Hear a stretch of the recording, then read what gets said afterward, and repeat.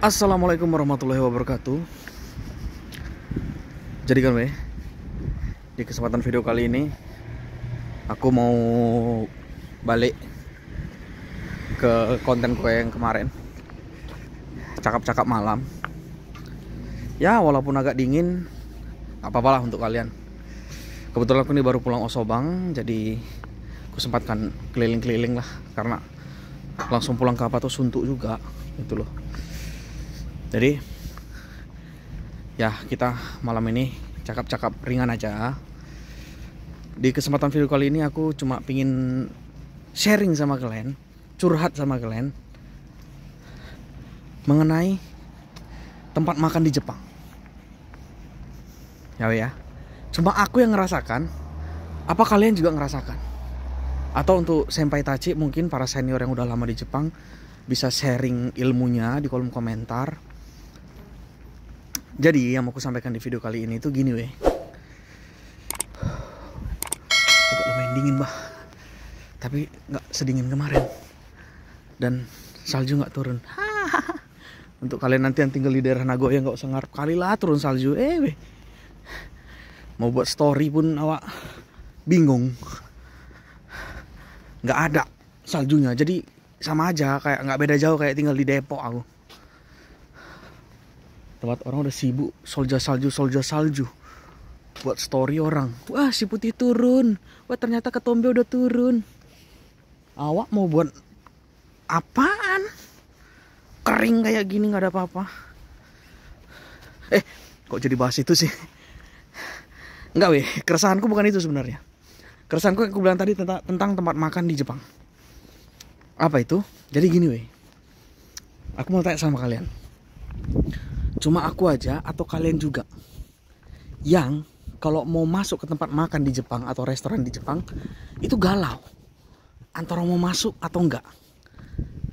Karena kan di Jepang itu ada berbagai jenis restoran yang tentunya cara bayarnya itu loh yang buat aku resah itu. Aku pingin masuk ke restoran itu, aku pingin nyicipin masakannya, tapi aku masih takut malu gitu loh, karena nggak tahu cara masuknya gimana gitu.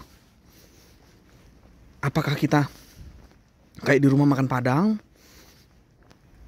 yang mana kita masuk aja, duduk, nanti makanannya dihidang, baru nanti terakhir bayar, udah dihitung bayar. Atau ya kita pesan nunjuk, aku mau makan ini kayak di rumah makan Padang gitu loh. Kalau rumah makan Padang kan kita udah familiar ya, udah biasa. Mau tunjuk ya bisa, mau dihidang juga bisa, tapi yang pasti makan dulu baru bayar. Ada beberapa tempat juga sistemnya ya, kita tunjuk menu dulu, bayar dulu, baru nanti makanannya udah selesai kita makan, selesai makan tinggal pulang. Atau kita pesan dulu, tunjuk, makannya selesai, kita bayar, baru kita makan. Atau gimana? Itu aku sampai sekarang masih bingung Baru apakah makannya itu harus di tempat atau bisa dibawa pulang, take away? Andaikan take away, itu pesannya gimana? Itu aku masih mumet jujur. Aku takut malu. Kalian sendiri gimana? Contoh. Yang umum-umum lah kayak Yoshinoya ya. Yoshinoya. Di Jepang kan itu Yoshinoya terkenal tuh. Ya kan? Kalau Yoshinoya ya setidaknya kita udah familiar lah. Yoshinoya kayak contohnya itu kita pesan dulu, nunjuk, aku pesan ini. Nanti kita dapat kupon, nomornya keluar, tunggu tuh nomornya dipanggil, baru nanti pesanan kita udah datang, baru kita makan. Tapi bayar dulu di kasir. Selesai makan, obongnya atau nampannya itu kita balikkan, baru kita pulang. Atau ada model kayak di Matsuya. Di Matsuya itu pakai mesin lagi Dia pakai mesin modelnya. Jadi kita datang, kita berhadapan sama mesinnya, bukan sama orang. Kita masukkan uangnya, kita pencet, keluar nanti kupon, keluar kembalian. Kuponnya itu kita potong dua, bagian yang kita sama bagian orang itu, Itu kita kasihkan ke petugasnya. Kita duduk, nanti pesanannya datang. Nah, saat dipanggil, apakah kita datang ngambil atau makanan kita diantarkan? Itu masih bingung aku. Gitu. Atau kadang-kadang ada lagi tipe rumah makan itu yang di Jepang ada juga kok, yang kita modelnya datang. Contoh kayak yang familiar di Jepang, mungkin teman-teman pada tahu lah, restoran gaya-gaya Itali namanya Saizeriya, ya kan?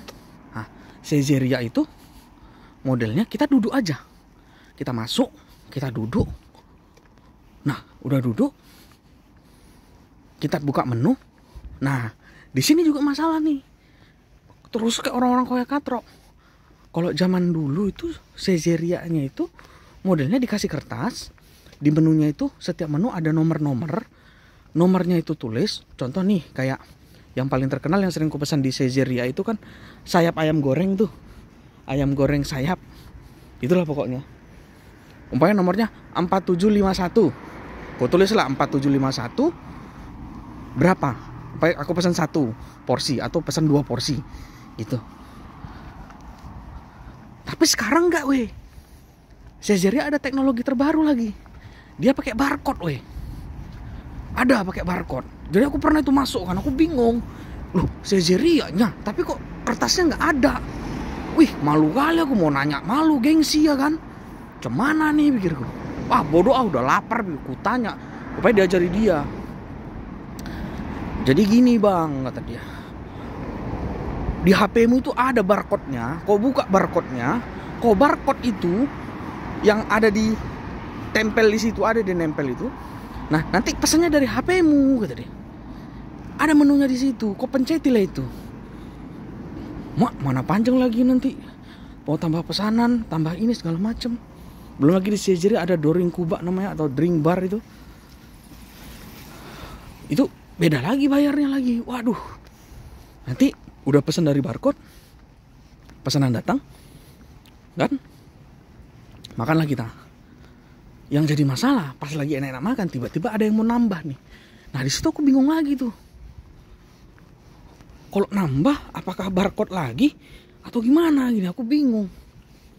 Terakhir ujung-ujungnya, daripada malu aku, udah tahan kan lah, nggak usah pala nambah, cukupnya ini kenyangnya nih biru kan. Baru bayar kasir gitu Mana metode bayar di Jepang ini ada banyak lagi jenisnya.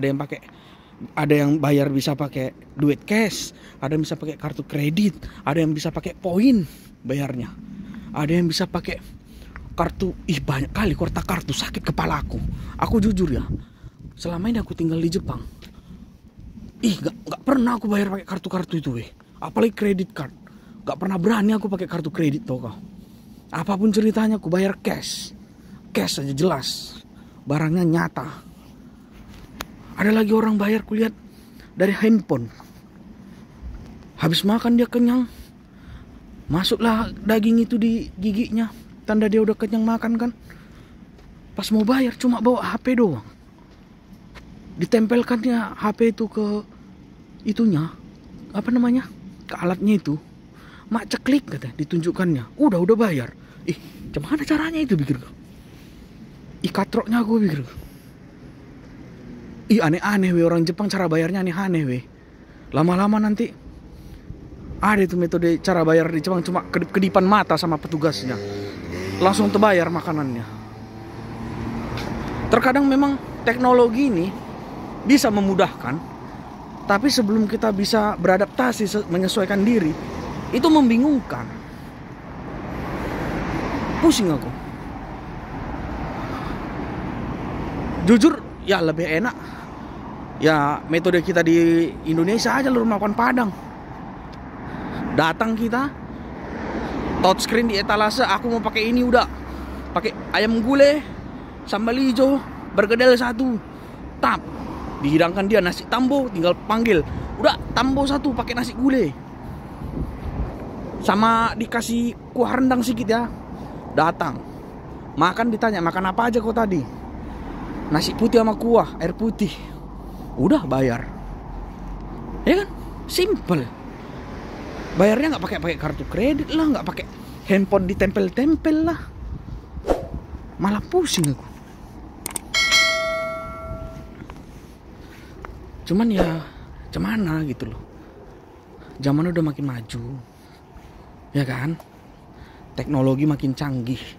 Sebenarnya ya banyak orang bilang sekarang itu udah nggak zaman gitu, bayar itu pakai cash itu udah nggak zaman kata dia.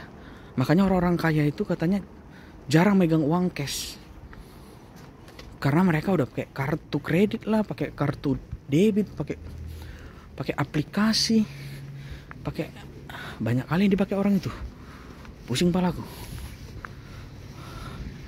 Cuman ya cemana lah. Nih kayak rumah makan ini. Nih, ini rumah makan, namanya rumah makan Niku Domburi Sengmong. Jadi spesialis Sengmong Domburi gitu. Sering kali aku pingin makan di sini, tapi nggak jadi aku makan di sini karena aku nggak tahu gimana caranya. Yang kayak aku bilang tadi, apakah kita masuk duduk, petugasnya nanya pesanan kita, atau kita duduk langsung ada menunya, kita tunjuk pesan ini baru bayar. Intinya itu kita pesan dulu, makan baru bayar, apa pesan bayar makan pulang, atau pesan disiapkan bayar makan pulang, atau gimana? Itu yang membuat aku terkadang ya jujur lebih enak makan di rumah aja lah, udahlah. Beli di supermarket itu bayar pakai cash, masak sendiri, mau 14 kali tambah pun gak masalah. Asli weh, pusing aku. Banyak restoran di Jepang ini kayak itu lagi. Pengalamanku lagi nih, malu kali aku sumpah. Kalian yang di Jepang pasti udah familiar lah sama yang namanya rumah makan Sushiro, ya kan?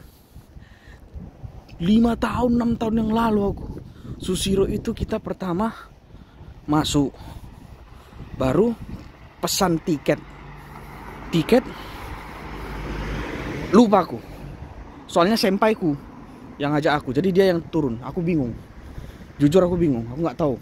Aku ikut aja sama senpaiku. Makanya terkadang kita jalan sendiri biar kita tahu.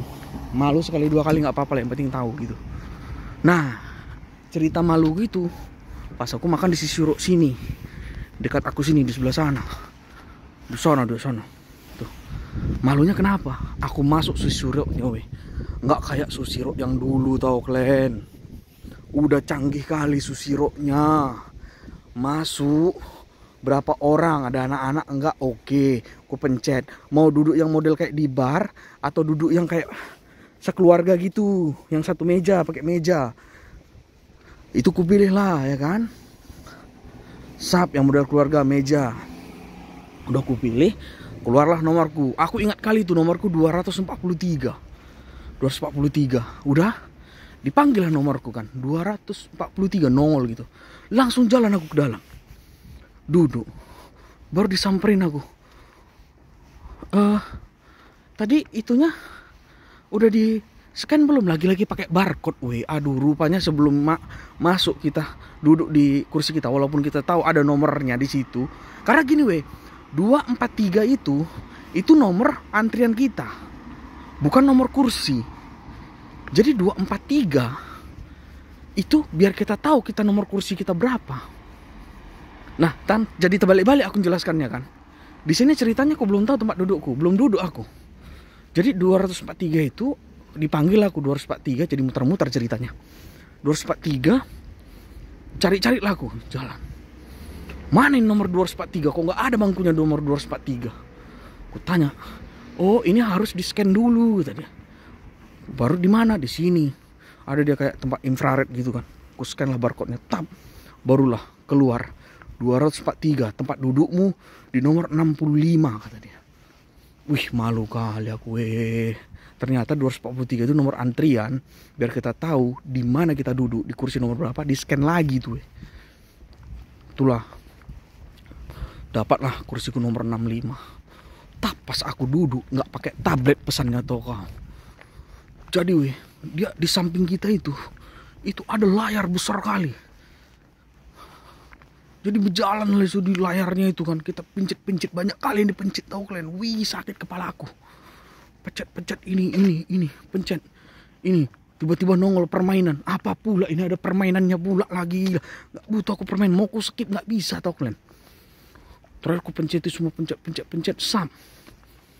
Dulu makan di Susiro kan gitu piringnya kecil-kecil ya kan. Itu diukur pakai penggaris. Sekarang enggak tau kalian. Jadi kita bawa aja barcode kita. Udah jalan kita. Aku tanya nggak, wih daripada malu 2 kali aku. Udahlah.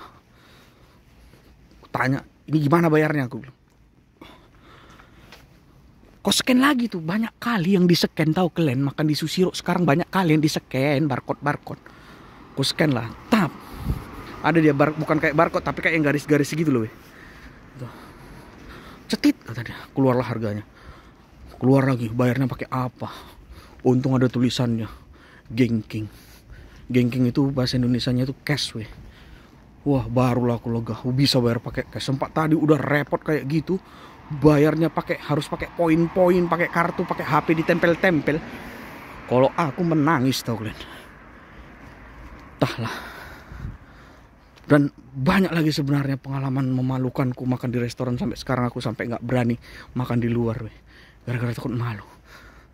Kurang lebih kayak gitulah weh video kali ini weh. Aku cuma mau sharing-sharing aja sama kalian. Apakah cuma aku yang ngerasakan hal itu?